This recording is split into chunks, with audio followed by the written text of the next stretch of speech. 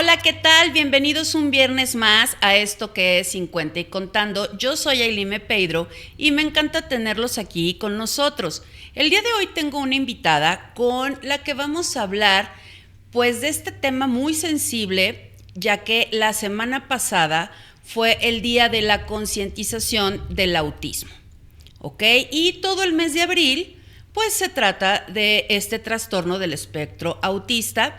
Yo sé que es un tema muy sensible, yo sé que muchos no sabemos tantas cosas de él, entonces, bueno, por eso tenemos aquí a una experta para que nos platique, porque pues ella tiene muchas vivencias, tiene mucha experiencia y sobre todo esa sabiduría que nos puede transmitir. Ella es una acompañante emocional y nos va a platicar todo esto acerca del autismo. Ella es Eva Salazar. Eva, un gusto tenerte aquí conmigo. Ailime, muchas gracias. Muchas gracias, muy feliz de estar aquí. Bueno, desde que nos estuvimos escribiendo estaba yo la más contenta y más de poder compartir de este tema, que es un tema para mí muy importante. Claro. Pero aquí ando, tú dime rana y yo les salto. Perfecto. Oye, ¿nos puedes platicar? Tú tienes un hijo con el trastorno del espectro autista. Así es. ¿Ok? ¿Cómo fue que lo diagnosticaron? ¿Cómo fue que empezaste a meterte en todo esto? ¿Cómo te pegó a ti? Porque pues yo sé que cuando te dicen que tu hijo tiene tal o cual cosa, pues hay que prepararse, hay que salir adelante y sacar las cosas como van. Cuéntame todo, cómo fue esta situación desde el principio. Este camino es complicado, como yo creo que como en todos lo que platicábamos antes de estos temas de las enfermedades psiquiátricas, el trastorno del espectro autista no es una enfermedad, pero todos estos trastornos psiquiátricos son complejos, el cerebro es complejo. Claro. Entonces, bueno, nosotros empezamos desde muy temprano porque fíjate que ayer hablaba con mi terapeuta, porque tengo mi terapeuta, y le decía, creo que yo exagero en buscar cosas. Hay personas que están negadas completamente y yo exagero en rebuscar o en buscar. Desde los 3 años, Nacho, mi hijo Nacho, va a cumplir 17 años en un par de meses, y a los 3 años empezamos a ver, es mi segundo hijo, a los 3 años empezamos a ver cosas que no nos gustaban. ¿Qué cosas no nos gustaban? El habla, el lenguaje. No hablaba casi nada y bueno, lo comparas con el hermano mayor y dices... Oh. Es lo que te iba a decir, ya tenías un punto de comparación. Exactamente. Eso que podrías decir, oye Eva, a ver, también los niños son diferentes, Algo que tampoco nos gustaba, y ya que fue como la red flag más cañona, es que de repente se tiraba, o sea, llegaba, o sea, algo le estresaba, que hoy ya lo voy entendiendo, le estresaba algo y se aventaba, diría yo, como suricata, o sea, ¡pac! O se escondía atrás de los muebles, agarraba tanta adrenalina a los 3 años, 4 años, que movía muebles y se metía abajo de los muebles. Claro. Para esconderse, para quitarse de la... O sea, él lo que quería era aislarse de la sociedad. Sí, él no quería ruidos, no quería nada. Entonces, pues ya en el kinder dijimos, ¿qué vamos a hacer? Porque además estaban atentando contra él mismo. Sí, claro, se lastiman a ellos mismos. Ahorita que estabas, perdón que te interrumpa, adelante. Ahorita que estabas platicando un poquito de eso, me dio como la impresión de que podría ser como una crisis convulsiva, como compararlo, o sea, esa adrenalina, esa fuerza que sacan.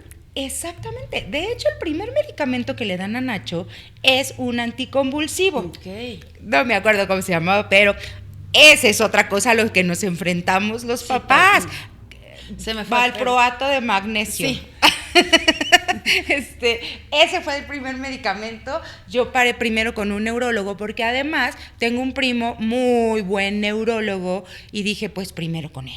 Claro. Entonces, Y pobre, porque sí, yo creo que él se dio cuenta desde el principio, pero muy, muy amablemente y muy cariñosamente fue así como darle vueltas y vueltas y vueltas y vueltas. Y ahí fui mi primer contacto de, creo que mi hijo tiene algo y no me quieren decir. Sí. Y bueno, es un camino muy largo. Te puedo decir que empezó a los 3 años, pero hasta los 9 tuvimos el diagnóstico. Wow. 9, 10 años. ¿Por qué? Porque no, señora, tiene trastorno de déficit de atención. Y fíjate que en otra entrevista que me hicieron favor de hacerme, yo les decía, uno como mamá, y tú lo sabes, Aileen, Sí. tú como mamá dices, por acá, Esto no es. no es. Les decía, yo fui en México con el mero de cuando Teletón mete en sus CRIT la onda de autismo. Yo fui con el mero. Me acuerdo que se llamaba Eduardo y se llama, sigue vivo, y creo que sigue en puestazazazos, pero fui con el mero del CRIT de Teletón de autismo.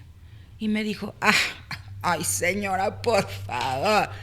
Y yo salí y hasta me sentí mal, ¿sabes? Porque dije, quiero a fuerza que mi hijo tenga algo. Hay uno como mamá, ay, sientes tanto. Pero, oye, ahorita, por ejemplo, que dices eso, yo tengo entendido que el trastorno va en grados, Claro, ¿no? claro. Y bueno, ahora el Asperger es trastorno del espectro autista grado 1. Ajá, así y es. Y a lo mejor no te decían que era Asperger o siempre fue diagnosticado como autismo. No, todavía me tocó el Asperger. Ok. O sea, ya ahorita ves que apenas fueron esas reformas, entonces ya es autismo grado 1. Ok. Que bueno, aprovecho y hago un paréntesis. Los grados del autismo 1, 2 y 3 se refieren a la necesidad de apoyo que tienen las personas. Ok. Y por eso los mencionan en grados. El autismo grado 1 es muy chistoso, porque es el que menos apoyo necesita, pero te podría decir que es el que más sufre. ¿Por qué? Porque tiene que integrarse a la sociedad. A eso iba. Ajá. ¿Y cómo ha sido esta integración de tu hijo a la sociedad? Ay, bien complicada. Me imagino. Súper difícil. Ellos, híjole, fíjate que un día nos hicieron favor de invitarnos a una conferencia que dio precisamente una persona con este espectro y nos decía, a nosotros los autistas es como si diario a quien tiene fobia a las alturas lo pusieras a limpiar el piso 50 de un edificio. Claro. Diario. Ese es nuestro día a día, porque nosotros le tenemos fobia a la sociedad, a los ruidos, Al a contacto. la ropa, Al contacto. Te quiero contar algo muy gracioso. Mi hermana me invita a su programa, invitamos a una chava que tiene este espectro. Ella ya es licenciada, ya también tiene este espectro grado 1. La saludamos, la abrazamos Y se quedó. Se nos fue y nosotros estábamos tan emocionadas con eso porque fue el mero día del 4 de abril y llevé a Nacho y al final le dice Nacho, abracito o puñito. Y Nacho, pues me da igual. Y dice, ¿sabes qué? Yo puñito porque abracito. Y mi hermana y yo así de... Y se voltea a mi hermana y dice, es que Nacho, la verdad es que cayó en muy mala familia. Somos gritonas, abrazonas. Sí. Sarcásticas. Ellos no entienden. Ellos no entienden el sarcasmo, claro. No entienden. Entonces mi hijo ha tenido que aprender a marchas forzadas el sarcasmo. Fíjate que ahorita que hablas de esto del sarcasmo y del contacto y del abrazo y de todo, ahorita, bueno, ha estado al aire una novela de Lucero que se llama El Gallo de Oro. Ajá. Pero es un libro de Juan Rulfo. Ok. A mí me impresionó mucho porque hay un personaje, tanto en el libro como en la novela, y lo describen tal cual, es un muchacho con el espectro autista. Okay. Me imagino que en aquel entonces, cuando Juan Rulfo lo escribió, no sabía que existía eso y lo describe tal cual. Es un muchacho que no le gusta el ruido, que no le gusta que lo toquen, que no le gusta cambiarse de ropa, no le gusta hablar con nadie y entonces en el pueblo lo tachan, ya sabes, es el loquito, él se dedica a pregonar porque ves que antes había un pregonero, claro. Y es el raro. Sí. Y nunca lo incluyen dentro de la sociedad. Pero me llamó tanto la atención lo bien que lo describe Juan Rulfo en esta novela que dije, wow, sin saber lo que era, claro. Él lo está describiendo. Porque para allá iba yo con esta plática. ¿Realmente hoy tenemos inclusión para este tipo de niños? Mira, me pasa mucho. Me pasa muchísimo. Ay, me emocioné. Y de hecho me acaba de pasar hace 3 días. Pues sí, la escuela lo acepta. Claro, porque ya no pueden. Además no se meten en un rollo, en un problemón, o sea, ¿no? No es que lo acepten, ay, sí, claro, no. Lo tienes que aceptar. Lo cual también he dicho mucho. Preferiríamos los padres de estos muchachos, sigo diciéndoles niños, pero también este año decidí también decir mucho, ellos no se quedan siendo niños. No, claro. Son los adultos también, pero estas personas. Exacto. Estas personas, o sea, preferiríamos los padres de estas personas que nos dijeran, no los aceptamos, a que luego nos metamos en unos rollos como estos. Sí, claro. Resulta que mi hijo hizo un acordeón para el examen. Para mí, como madre de un niño con autismo, que es así cuadradísimo, Sí, claro. fue un logro. Por Para supuesto. mí fue palmas, saquen la champaña. Se salió de su... Claro, de su zona de confort. Exacto. Bueno, le hablé a su psicóloga enojada. ¿Por qué? Porque dije, me terminó hablando la directora de la escuela, va en prepa. Tengo mucho que agradecer a la prepa, sí, pero dije, es no tomarte el tiempo para decir, a ver, soy maestra, hoy que hay inteligencia artificial, Google, ya no tienes que irte a la biblioteca, ni ir a hablar con un neurólogo, le picas. Claro. Soy maestro de un niño porque yo siempre llego con mi bandera de mi hijo tiene y es así y es asá. Claro. Muchas veces me dijeron, ¿por qué lo haces, Eva? Lo etiquetan. Pues me vale si es etiqueta, pero yo prefiero llegar con la verdad. Fíjate que yo di clases muchos años. Wow. Y me dio justo esta etapa de la inclusión, sí, porque estás de acuerdo que no nos tocó a nosotros. No. Me tocó justo en la Ciudad de México, que pues yo creo que es la ciudad más incluyente que tenemos en el país. Y entonces, por lo menos en cada grado de la primaria nos tocaba mínimo un niño. Uh-huh. Un niño autista, un niño hiperactivo, llegamos a tener niños con columna bífida, ¿y qué es lo que hacían las directoras? Porque eran 2 directoras. Ellas estudiaban primero y entonces a ver, tú vas a dar primero, segundo, tercero, cuarto, tú eres inglés, tú eres de esto, tú eres del otro. Tenemos un alumno así, con estas necesidades, lo tienes que sentar en tal lado, esto, el otro, ¿para qué? Para que él se sintiera dentro de. Claro. Y realmente era una inclusión y de verdad mis hijos aprendieron muchísimo ahí a ser incluyentes. Entonces me brinca mucho a la mente esta parte de cuando tú y yo fuimos a la primaria, ¿no? Pudimos tener N cantidad de compañeros así. ¿Y qué hacíamos? Los hacíamos a un lado porque pues eran los raros. Era el que siempre se sentaba hasta allá y el que no hablaba y el que no convivía y el que no jugaba y el que hasta a lo mejor pues caminaba raro y el que no le gustaba que lo tocaran. Y cómo tachábamos y etiquetábamos. Pero muy bien dices que aunque tú llegues como mamá y le digas a la maestra o a las directoras, miren, soy mamá, mi hijo es esto, lamentablemente la inclusión todavía no está al 100%. Quizás, te repito, en la Ciudad de México sí, pero todavía hay ciudades en donde no lo toman como es y los niños se sienten etiquetados. Claro, por supuesto. Sí, sienten esta barrera y te vuelvo a decir, o sea, mi enojo de antier fue, ¿por qué pasó hasta la dirección? Porque es de, ay, el niño con autismo, Dios, ¿qué hacemos?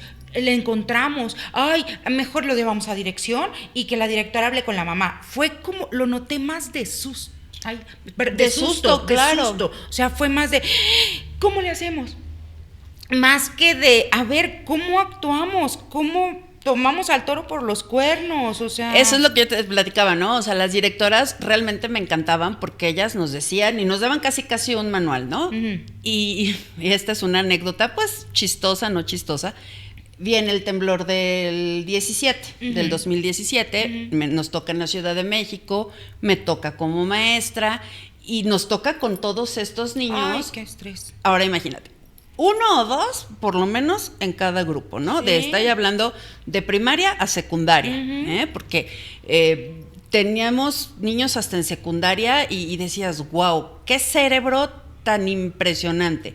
Pero aunque nos daban todo nuestro manual para tratarlos, para esto, y ya sabes, ¿no? Vamos a hacer los simulacros, y tú sacas a fulano y tú sacas a mengano, y a ver, siempre escoges al guía del salón para que quien tiene un grado menor en este espectro, pues sí, ayude al compañero, claro. Porque tengo que teníamos este niño con la espina bífida. Ah, también. Entonces, se trataba que eran los niños de primero. Y estaba un niño con autismo y el niño de la espina bífida.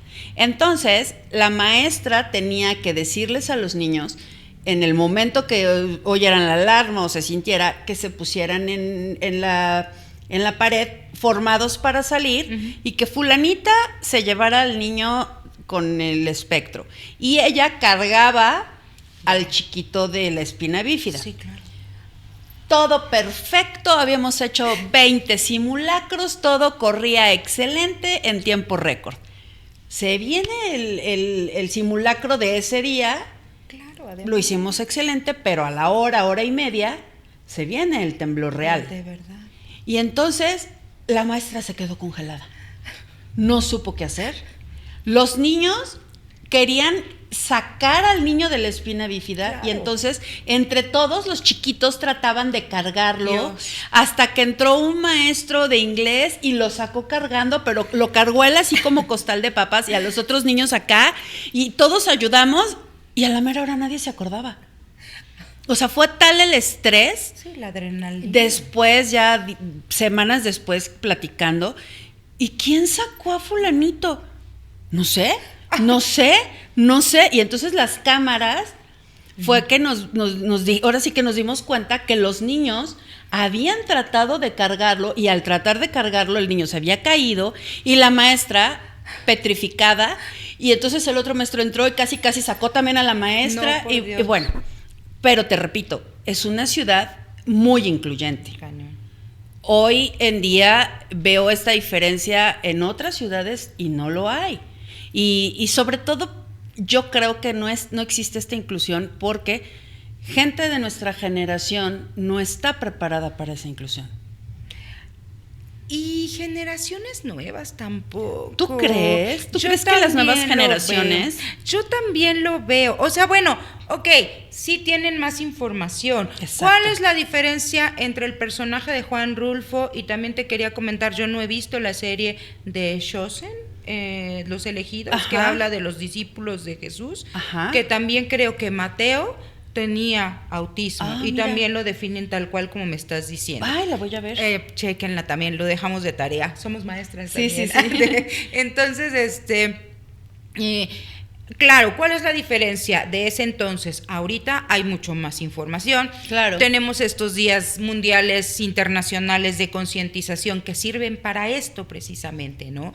Para crear la duda, para decir, a ver, yo tengo un compañero que tiene esto, mi compañero de trabajo, mi jefe, o sea, ¿cómo puedo ayudar? ¿Cómo lo puedo orientar? Ya existe, pero creo que todavía falta mucho. Yo creo que, por ejemplo, no sé si te ha pasado, pero a mí sí, mis hijos me dan clases de inclusión, ¿no? Y entonces, bueno, mi generación, o yo como mamá de esta generación, tengo que decir, sí es cierto, como tú dices, yo ya tengo la información, yo ya sé de qué se trata, yo soy la adulta, entonces yo tengo que poner también el ejemplo. Y yo creo que mucho viene desde casa, desde no molestes a tu compañero, él tiene una manera diferente de aprender, pero es una persona, o sea, yo creo que desde ahí deberíamos de generar la inclusión. Claro, y también lo hablábamos antes de iniciar el programa, desde también los padres de estos personas. Ya, niños no, Eva, no se mantienen siendo niños, de estas personas, ¿no? De que también no tengan miedo de llegar a estos diagnósticos, porque si también nos enfrentamos a una persona que los papás no quieren que se sepa, guarden silencio. Y perdón, lo voy a decir, pasa mucho en la sociedad y principalmente en la sociedad poblana. Yo creo que es en todos lados. ¿Sí crees? Sí. Yo un poquitito, siento un gradito más, una rayita más, como estas sociedades de provincia Sí. que tienen como un toque españolete. Exacto. El guarda silencio y... Pero volvemos a la misma educación generacional. Claro. Cómo nos educaron nuestras abuelas, a las mamás y las mamás a nosotros. A lo mejor en todas las familias tuvimos un tío o un primo con cualquier tipo de discapacidad.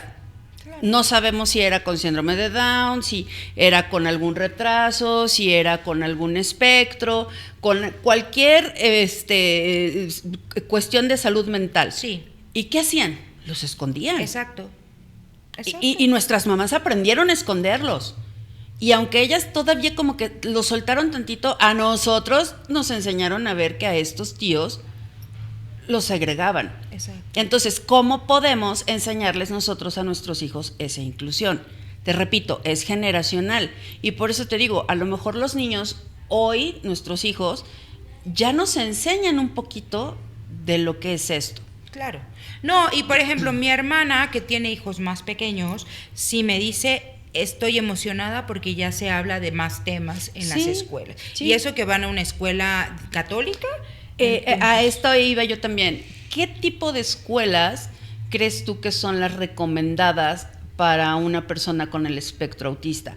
Llamémoslo desde kinder hasta universidad. ¿Tú crees que están preparados o estamos preparados como sociedad para que estas personas desde chiquitos o adultos se enfrenten a una escuela normal con muchísimos alumnos, con una población inmensa? Mira, si hay posibilidad de llevarlos a una escuela particular, yo lo único que aconsejaría sería una escuela no muy grande, una escuela pequeña, ayúdame porfa, que sea tradicional, que sea Montessori, que sea eso. Sí. No, a mí no me resultó tanto. El método realmente no me resultó tanto. Si es escuela muy grande, pues es como enfrentarlo a este edificio de 50 pisos, claro, ¿no? Claro. Entonces, que sea pequeña, hablar. Mira, lo principal de estas situaciones es comunicación. Sí. Comunicación y que se haga esta triada, ¿no? Del alumno, la escuela, los papás, y de parte de los papás que sean todo tipo hasta donde puedan de terapias. Pero fíjate que ahí yo creo que no es nada más con un niño especial o no. Yo creo que es con todos. Esa triada se debe de dar, esas terapias se deben de dar y ese cuidado de los papás se debe de dar. Fíjate que hoy en día tiene que ser así. Claro, mira, tengo una prima que es educadora especial y ella me decía que ella trabaja en escuelas de gobierno. Uh-huh. Y me decía, Eva, los papás ya hoy en día lo que veo es que ya no están interesados. O sea, yo los mando a llamar, yo hago esto y ya no es como... Y he escuchado también en escuelas particulares, ¿no? De dejar al niño y párenle de contar. Y ahí edúquenlo y ahí enséñenle y ahí todo. Claro. Cuando se les olvida que la educación viene desde casa. Exacto, porque a ver, no queremos que hagan muchas cosas a los que se van a enfrentar tarde o temprano, a la casa del jabonero, que se van a poder resbalar, lo que quieras, pero nosotros somos los que damos las bases. Sí. De decir, sí pueden caer, no pueden caer, pero las bases las damos nosotros. Y si solo se lo dejamos a la escuela, los maestros tampoco pueden hacer magia. Claro. O sea, son demasiados alumnos. Digo, ¿cuántos hijos podemos tener? 2, 3 nosotros, sí, ¿no? Sí, ya no somos de familias tan grandes. ¿Y un maestro cuántos tiene, por más pequeña que sea la escuela? ¿10? No se puede, o sea, no se puede. También es parte de la responsabilidad, ¿no? Oye, algo que me llamó mucho la atención es este término acompañante emocional. Sí. ¿Es lo mismo que una maestra sombra que de repente cuando tienes un niño especial te piden en las escuelas? No, de hecho bueno, a ver, vamos a ver, ahorita me acuerdo, qué bueno que lo tocas. Maestra sombra, esta prima mía que es educadora especial, ella estudió esa licenciatura y bueno, tiene muchos doctorados y maestrías y no sé qué, porque le encanta ese tema. Es esta maestra especial, una psicóloga, psicóloga infantil, que estudian puericultura, creo también se llama. Son las que pueden ser maestras sombras. Okay. ¿Qué es una maestra sombra? Alguien, a lo mejor un autismo grado 1 un poco más severo, un autismo grado 2. El autismo grado 3 ya es muy difícil que pueda integrarse a la sociedad como tal. No imposible, aquí no hay cosas imposibles, o sea, de verdad. Pero que a lo mejor no tiene la capacidad de retención, necesita ser llevado de la mano para hacer algunas planas o algo, se sienta literal la maestra sombra y está con el niño o con la persona todo el tiempo. Pero entonces esta maestra sombra sí debe de tener cierta preparación. Exactamente. Okay. Sí, exactamente. Te digo que sí, es educación especial, puericultura, psicología infantil, serían de las que se me ocurran. Pedagogía podría ser, pero sí tendría que ser especializada con estos temas de trastornos o problemas de educación o cosas así. Entonces, ellas tienen que tener esto como muy, ¿cómo se dice? O sea, sí, estarse preparando y estarse actualizando y todo este tipo de cosas para que también estén directo con la maestra y no se haga el de, es que me dijo y es que ella me dijo. Sí, por supuesto. No, ella está ahí. Bueno, querida Eva, entonces cuéntanos, ¿cómo es este trabajo de acompañante emocional? Ay, es maravilloso, yo lo amo, es mi pasión. Mira, yo empecé este camino siendo... dirigía yo círculos de mujeres. En Toluca, yo viví 12 años en Toluca y ahí empecé mi camino holístico. Ya sabes, son temazcal, meditación, yoga, amo. Entonces, una amiga muy querida me inició en esto de los círculos de mujeres, donde la sanación se veía hermosa entre todas, ¿no? Claro. Entonces, poco a poco la gente se fue acercando a mí y me dijo, oye, Eva, es que yo quiero 1 a 1, o sea, sí me encanta en círculo, sí sé, la dinámica es padrísima, pero quiero 1 a 1, y mi compromiso fue, me tengo que preparar.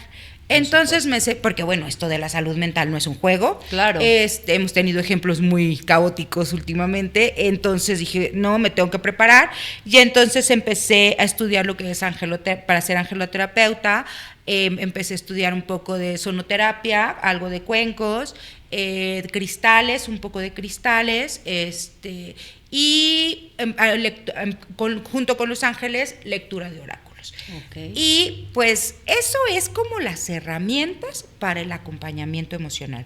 ¿Y de qué se trata este acompañamiento? Yo ser como la primer parada de alguien que se siente muy mal emocionalmente y que diga, es el momento, necesito ayuda. SOS, llamen a Eva.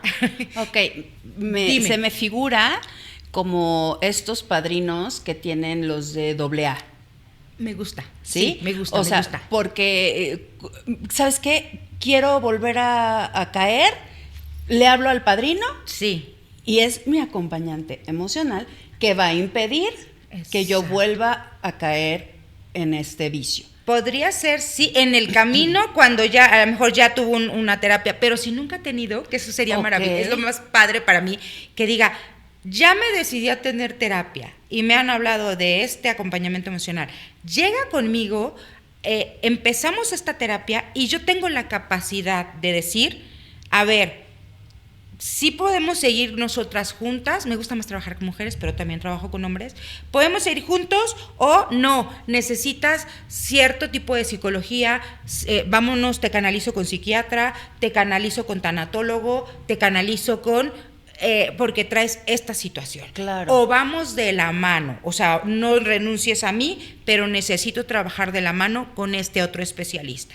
O sea, no solamente yo hacer todo, o sea, también tengo esa responsabilidad. Entonces, por eso es acompañante emocional. Ay, qué bonito. Ay, está bien padre, Sí. me encanta. Porque, o sea, y si la situación no es tan complicada, nos seguimos juntas siempre y no llamamos a nadie. Pero sí que sepan que tengo la responsabilidad de decir, no, espera, vamos a llamar a alguien más que se sume al equipo. O ya, hasta acá. Y de verdad, se necesita un psiquiatra, yo sé perfectamente en carne propia si se necesita un psiquiatra y tengo también mi directorio de personas con quien se pueda canalizar. Digamos que eres el médico familiar en el Seguro Social, Ándale, pues. y de ahí lo vas a pasar a psiquiatría o a psicología o a tanatología. Qué bonito. O se quedan conmigo. O se quedan contigo. Así es, ya, lo definiste perfecto. Qué bonito. Me gustó. Oye, pues me encanta lo que haces, me encantó la plática contigo. Ay, a mí también. Por favor, Gracias. dime dónde te encontramos, ya sea como acompañante emocional o ya sea para cualquier situación del autismo. ¿Dónde te encontramos? Bueno, por favor, escríbanme las preguntas, las dudas que tengan de cualquier tema. Estoy en redes como Eva Zagar en Instagram y en Facebook, todavía uso Facebook, lo siento, denoto mi edad, los 50 y más. Claro, tenemos Hotmail. Ese no tanto. Pero bueno, en Facebook búsquenme como Amorosamente, esa es mi página y ahí estoy subiendo temas de todo esto, de lo que estamos hablando, de lo del acompañamiento emocional. ¿Y puedo dar mi número? Ah, claro, con toda confianza, y si no, lo ponemos también en perfecto. Pues igual si toman mi número 2227 80 42 93, escríbanme, platicamos, agendamos una cita, lo que sea. Y quien me escriba, también si me das chance, que nos Adelante. escucharon aquí, van a tener un descuento en el acompañamiento emocional. Entonces, se van a emocionar mucho con el descuento. Oye, pues muchísimas gracias por tu No, hombre, visita, gracias. Muchísimas gracias por haber aceptado la entrevista. Yo feliz. Me encanta lo que haces y Gracias. pues esperamos tenerte muy pronto por aquí. Pues yo feliz, te agradezco mucho y de verdad gracias por abrirnos este espacio, como te lo dije desde el principio, porque de verdad a veces creo que estamos un poco olvidadas las de 50 y tantos. No, pues para Y eso gracias. este es el espacio. Muchas Pues, gracias. muchas gracias a ustedes también, gracias por acompañarnos y recuerden que esto es 50 y contando. Denle like, compartan, síganos y aquí seguimos.